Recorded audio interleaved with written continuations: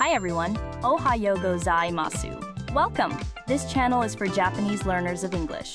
Kiyomo shadowing no lesson wo yadakimashou. Listen to today's real native conversation. Focus on the rhythm and shadow along. Practice daily to master tango, bunpao, hatsuan, and rhythm. Repeat and try again tomorrow if needed. Zehi. Channel no toroku wo onegai shimasu. Okay, are you ready? Here we go. So, you want to know how to ask for someone's contact information in English, huh?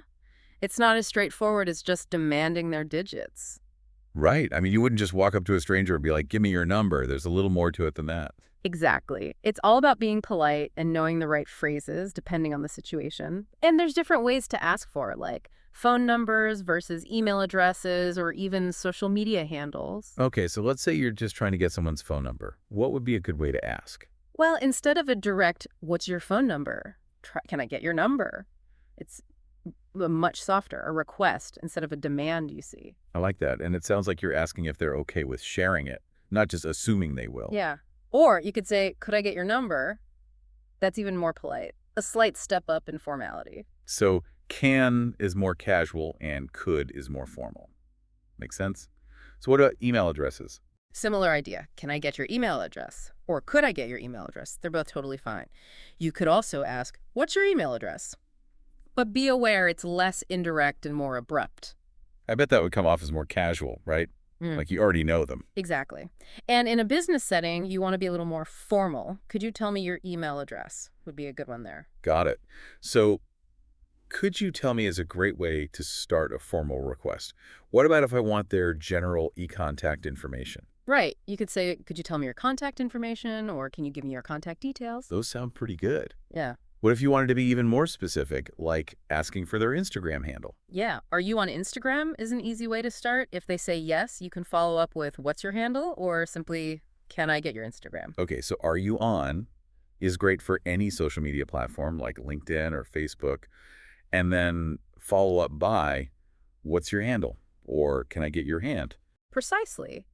And it's good to remember, especially with social media, to make sure it's appropriate for this situation. Definitely. You wouldn't want to ask for someone's social media at, like, a business meeting. Right. Now, it's not just about the asking. What about if someone asks you for your number or email? Well, that's a whole other ballgame. Sometimes you're happy to share, other times not so much. So if you want to share, you can say, sure, I followed by your details. Or, sure, my number is easy enough.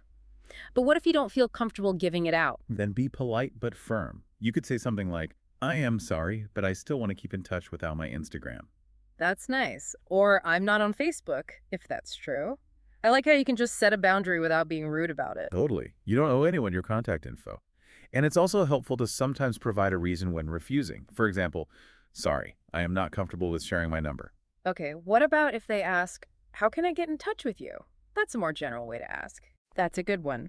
You can reply, you can reach me by email, my preferred method of communication is R, or just directly, I am reachable at R.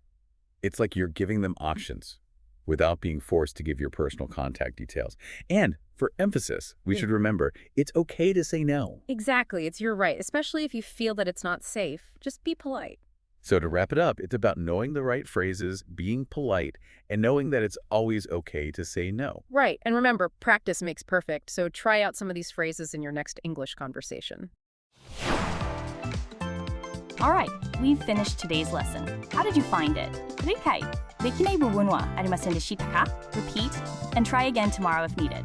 Please let me know your kansa or request in the comments. ぜひ channel no toroku wo onegai shimasu. I look forward to seeing you all again soon. See you next time. Bye-bye.